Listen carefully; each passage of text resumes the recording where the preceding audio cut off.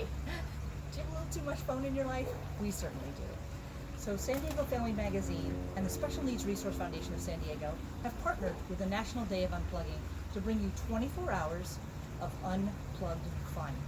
Starting on March 5th at sundown and running until March 6th at sundown, we're encouraging families to go to the beach, go on a hike, read a book, or attend one of 6 local little free library scavenger hunts that are available to you by going to nationaldayofunplugging.com and registering. It's free and a lot of fun. Now, are you worried about that there's more traffic now that everybody's gotten back to work? Because we are. I can hear the traffic out in front of my own yard. So we have partnered with the San Diego County Biking Coalition to bring you virtual, inclusive biking workshop explaining the rules of the road, safety tips, and special tips for kids with special needs.